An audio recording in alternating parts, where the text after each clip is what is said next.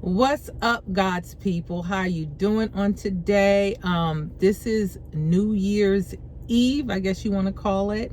But hopefully you guys are doing great. Hi, you already know who I am. But hopefully you guys are doing great, and hopefully you guys stay safe on tonight.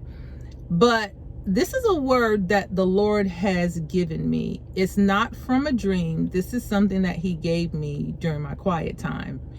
And with this particular word, it's actually for the church. The Lord is speaking to His people. So He's speaking to the people in the body of Christ. So eat the meat, spit out the bones, see if this pertains to you. But this is a word that the Lord has given me. And He said, this is what His people, this is what the people of God, this is what people will see next year. And this is the awe of God. That's the title He gave me. He said the awe of God. And this is coming to the church, His body, in 2025. He said we're about to see the two sides of the awe of God. And when He says the two sides of the awe of God, I think of reaping and sowing. So He says the two sides of awe. And God's awe is who He is. The awe of God is who He is. The definition of awe, a feeling of respect or reverence mixed with fear or wonder. It's the reverence of God. The meaning of reverence means deep respect for someone or something, to show intense respect. Most people talk about His love, but not about His reverence. That's the fear of the Lord. The Bible defines fear as a deep respect of God's power and authority. It's a healthy fear and reverence for the things of God. It's not the spirit of fear, but it's a healthy fear.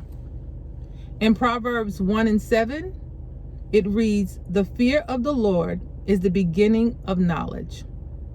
Fools despise wisdom and instruction." And this is what the Lord told me. He said, some have lost their reverence for God. It's whatever goes. They do as they please and think there's no consequences for their actions. God has spoken to them and sent warnings through His prophet, but they refuse to listen. And also in Psalms 128:1, this is the ESV version. It says, blessed is everyone who fears the Lord, who walks in His way. There are those who reverence God and the things of God. You walk in obedience. You will see His goodness and blessings. He's going to wow you with His blessings. You will see the overflow of His favor. Things will line up. Doors of opportunity are opening up. God is bringing you together with your tribe, like-minded individuals. Where iron sharpens iron, you will see the results of your obedience. So with the awe of God, next year, we're going to see the two sides of the awe of God. Those who have been obedient, and those who have not been obedient. And this is the way the Lord broke it down to me, which should be understandable. It's simple to understand, especially when you grow up with brothers and sisters or in a family. So, your father have rules in his house. Sometimes you have siblings that want to break the rules because they want to do their own thing. So what did the father do? He'll send your brother or your sister or a relative, tell them they're not supposed to be doing X, Y, and Z. So what did the person do? Hey, the dad said you can't do X, Y, and Z. And the person said, well, I don't care. I'm going to do what I want to do. Because they're receiving the message from you. And they may not like the vessel that they're receiving the message from, but it's still a message. So the person goes away. And the father again will say, go tell them I said X, Y, and Z. Whatever I tell them. So the person goes and say, hey, dad said you're not supposed to do whatever you're doing. Stop. And the person say, what are you talking about? I can do whatever I want to do. I don't have to listen to you. But that message is coming from your Father. But because you don't like the message, or you don't like what the person is saying, you don't want to listen. So the person say, okay, I told them what you said, Lord. I told them what you said, Father. They don't want to listen.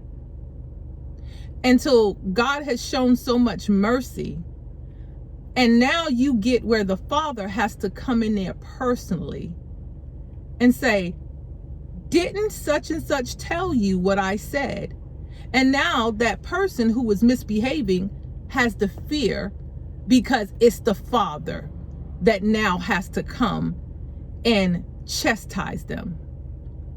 We're going to see a lot of chastisement. I don't know if some of you think some of the things that we've seen this year was judgment. It was not judgment. It was mercy. God has been merciful with his people. But this side of all that we're going to see, for those who have been disobedient, is going to be the fear, because you know you wasn't doing what you were supposed to do. But those of us who have been obedient, when we start seeing the Father come in his hand, we're smiling, because we know that we've been doing the things that he has told us to do.